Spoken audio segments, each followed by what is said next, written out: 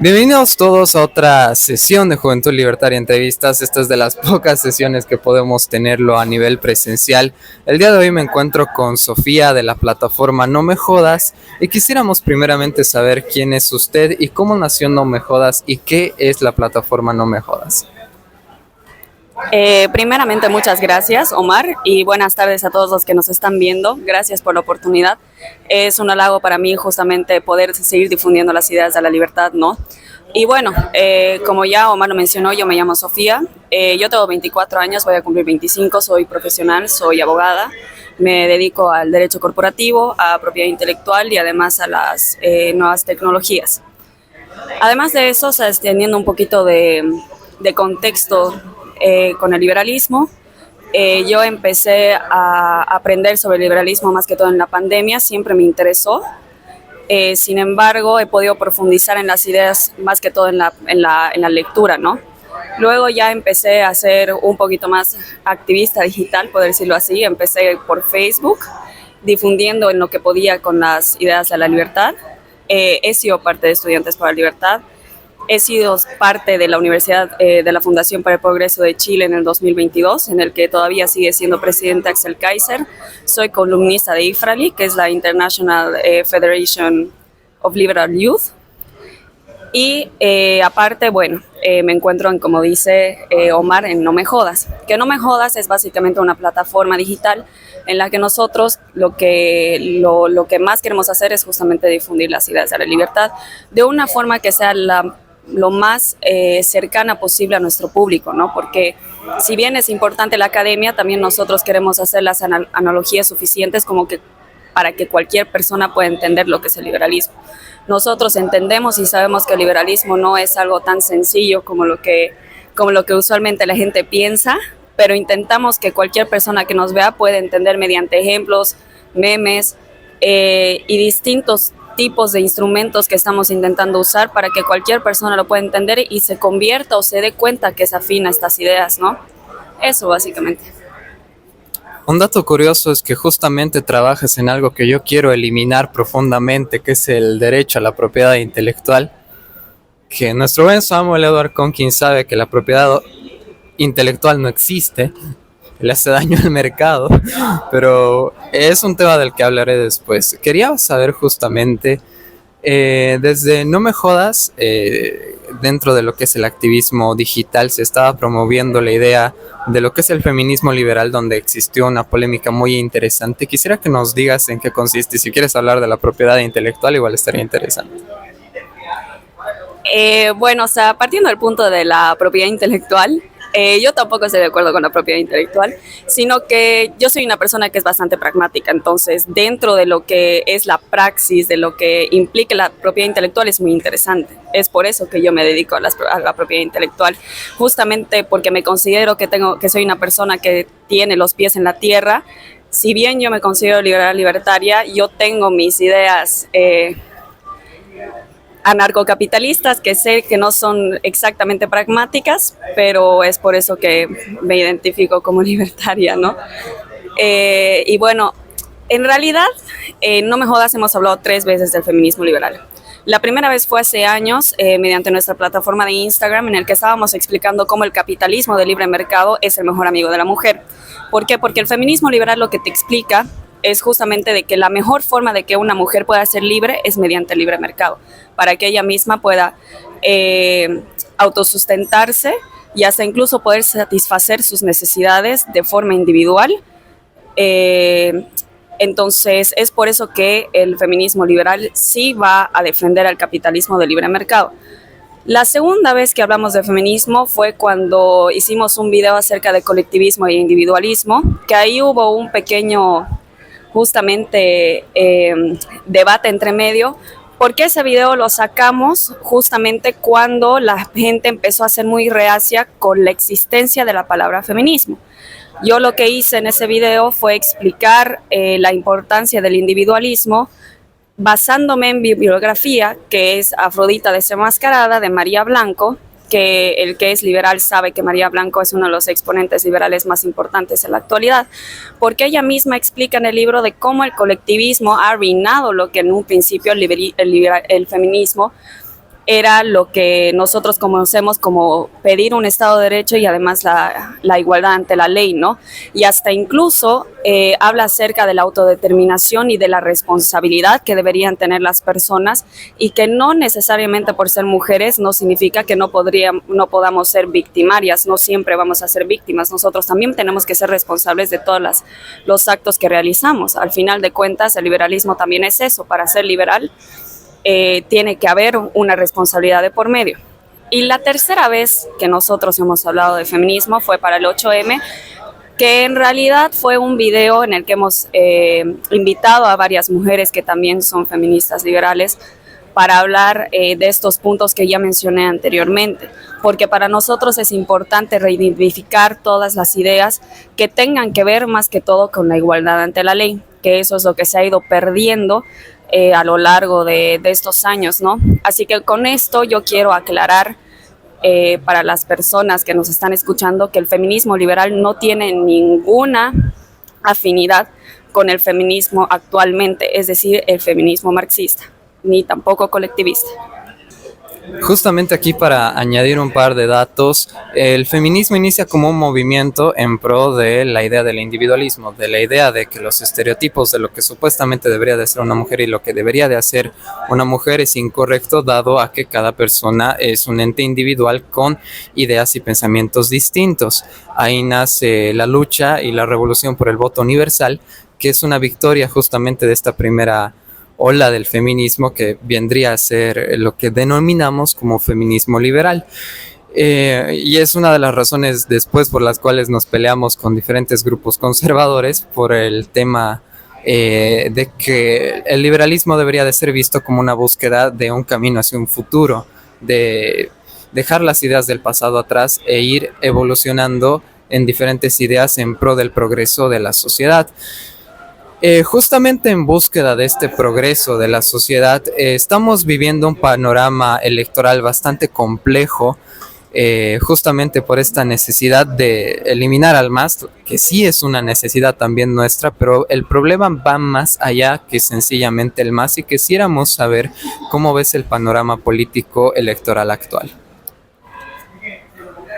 Bueno, yo pienso que en general la oposición ha tenido muchos errores y sigue teniendo muchos errores.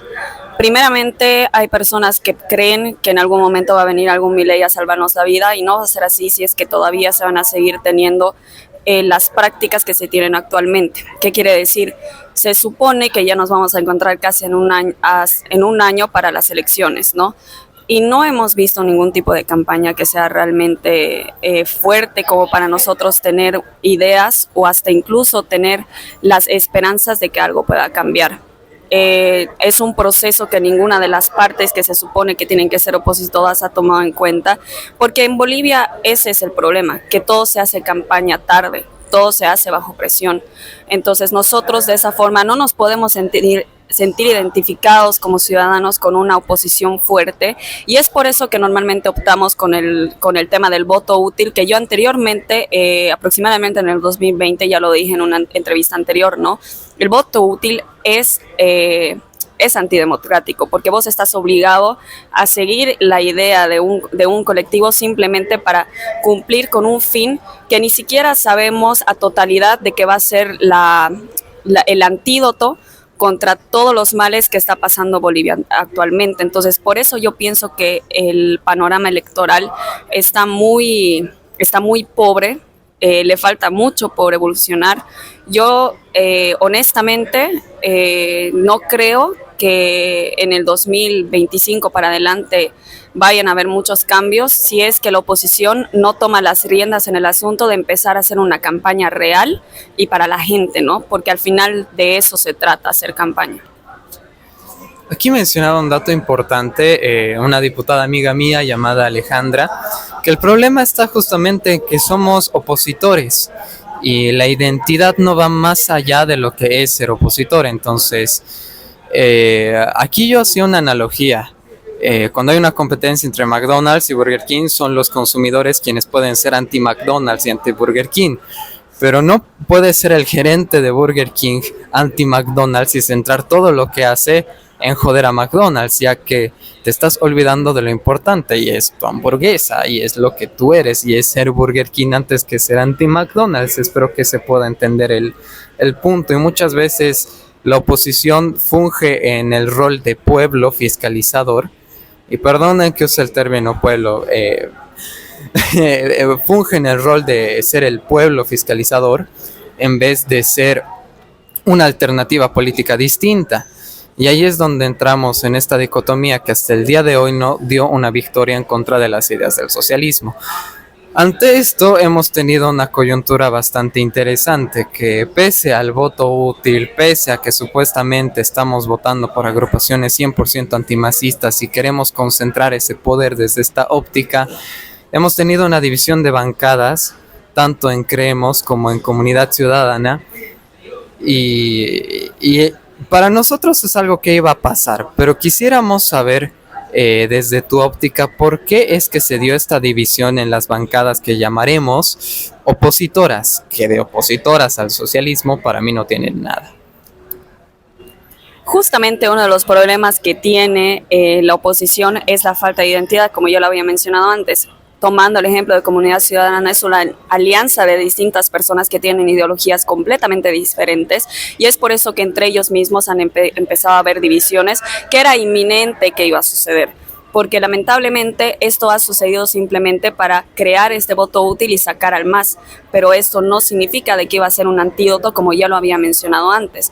Entonces yo creo que el problema está ahí, de que no ha habido una preparación previa que realmente haya podido consolidar las bases de una oposición que a nosotros nos iba a ayudar a salir adelante, porque hay una carencia justamente de esta identidad. Ves a gente que es socialdemócrata, a gente que es de izquierda, a gente que es progresista, a gente que es conservadora y a gente que es de derecha, a gente que es liberal, a gente que es libertaria en un mismo bloque que ha sido ineficiente por esta falta de identidad, porque ves a las mismas personas que se encuentran dentro de esa bancada que ni siquiera están de acuerdo con las mismas propuestas que se supone que está dando su partido.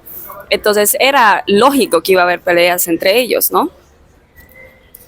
Justamente lo más curioso es que dentro de estas bancadas están acusando a diferentes actores políticos de tránsfugas, de no defender un voto opositor a los proyectos del MAS, siendo que esta gente a la que está siendo acusada en realidad sí está en contra de diferentes proyectos masistas, que es algo que quiero recordarlo en todos los videos que pueda desarrollar. Y ante esta coyuntura y ante esta falta de identidad, quisiera saber ¿cuáles son los desafíos que consideras que el liberalismo tiene hoy en día? Bueno, el liberalismo de por sí siempre ha tenido muchos desafíos. En primera instancia, es la primera vez en la historia que estamos viendo que el liberalismo ha podido tener una participación política real, porque el liberal siempre fue mucho más reacio a la política, ¿no? O sea, yo me acuerdo... Ajá, o sea, en realidad yo me acuerdo incluso que Mauricio Ríos, que es un gran exponente del liberalismo, economista, él nos mencionaba o menciona cómo antes era la mejor forma de hacer política emprender. Obviamente ahora todo ha cambiado gracias a Javier Milei. Sin embargo, actualmente yo creo que el liberalismo ha cambiado mucho en los últimos meses. El liberalismo no era lo que era hace un año. Yo creo que el mayor desafío que el liberalismo está enfrentando es la polarización que ha ocurrido en los últimos meses.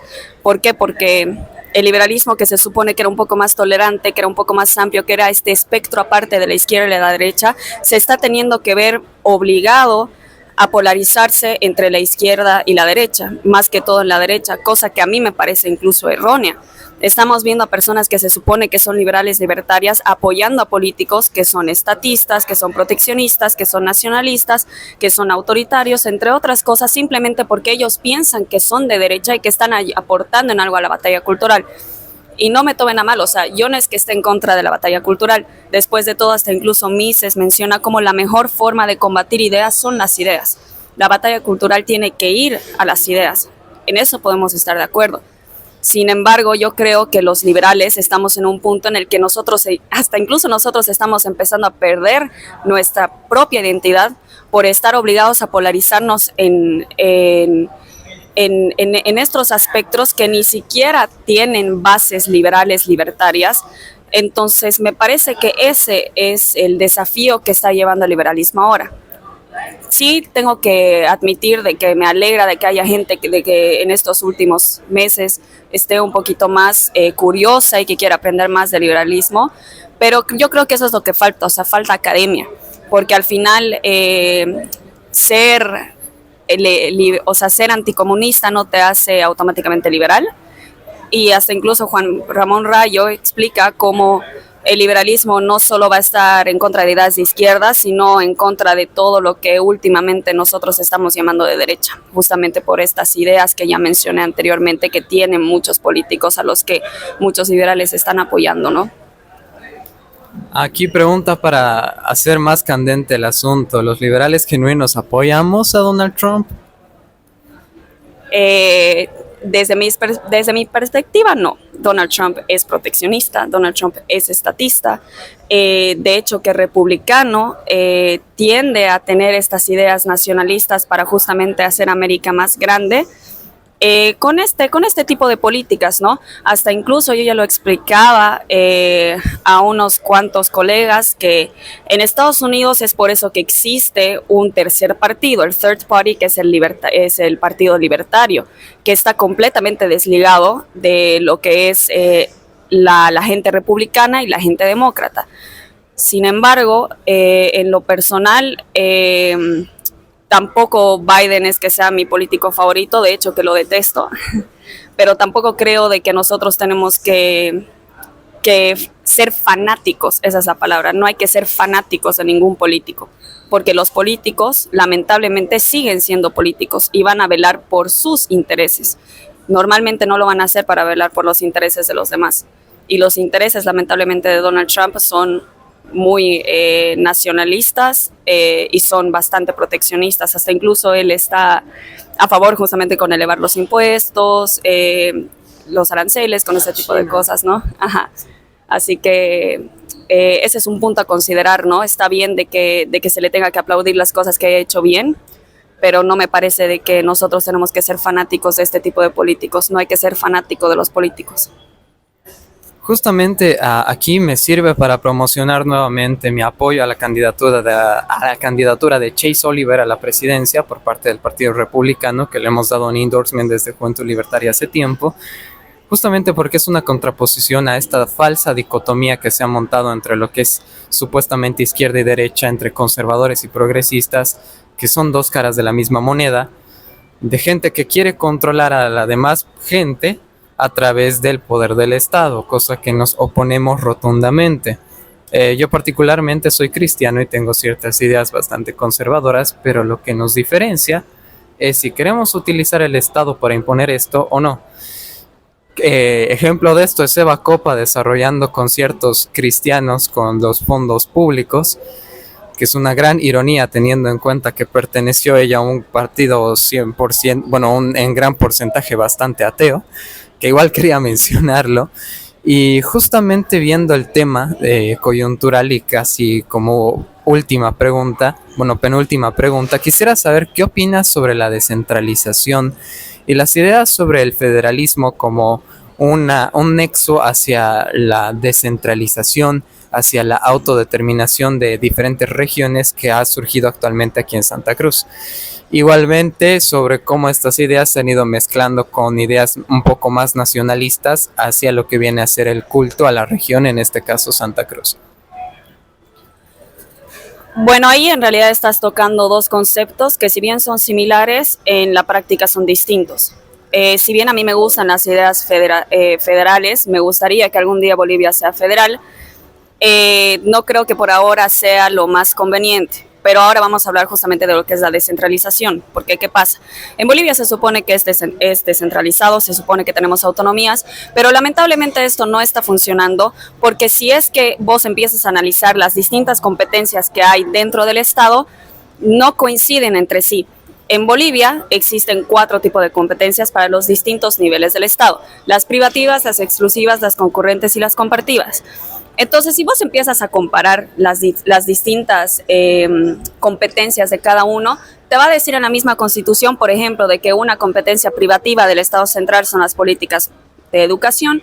Sin embargo, también tenemos competencias exclusivas de las autonomías también en educación. Entonces ahí empieza a haber, digamos, distintas instituciones, distintas trabas que no llegan a ser claras y que llegan a que igual tengamos que depender de un Estado central y hasta incluso generan mayor democracia y por ende mayor corrupción.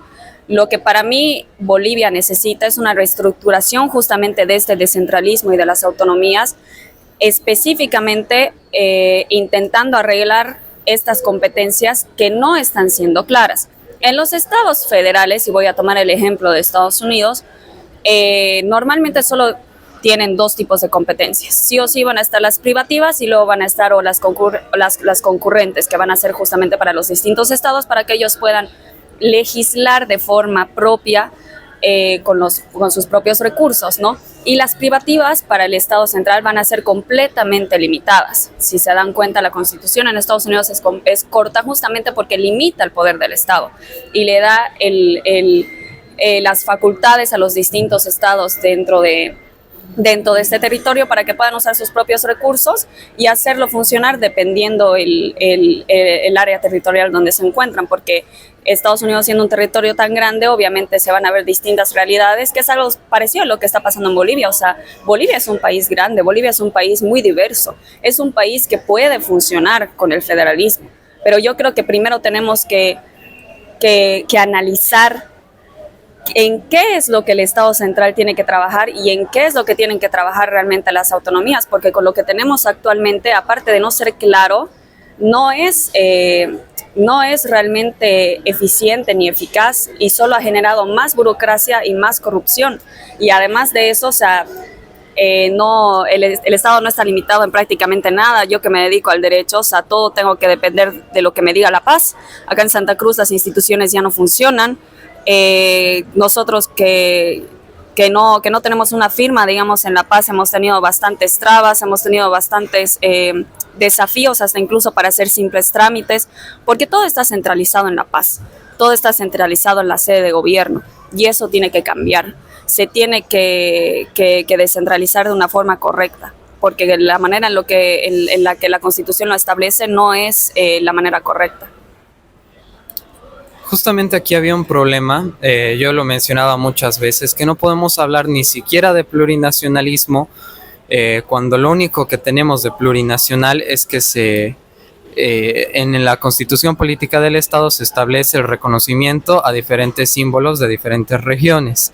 Pero más allá de eso, delegar competencias a diferentes regiones en pro de que estas diferentes regiones con diferentes identidades, hablamos muchas veces de las 36 etnias, tengan poder, y estas etnias no tienen poder y estas culturas no tienen poder.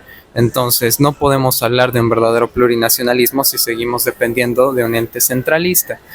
Y como última pregunta, y realmente agradezco tu participación aquí en Juventud Libertaria, quisiéramos saber qué mensaje quisieras dejarle a los seguidores que nos están viendo en este momento. Bueno, vuelvo a agradecer por la oportunidad, Omar. De verdad que ha sido un placer igual conocerte en persona.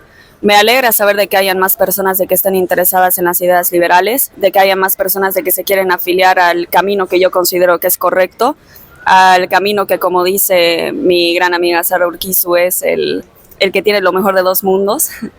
Entonces, a mí realmente me encantaría de que las personas que nos estén viendo consideren la importancia de la academia,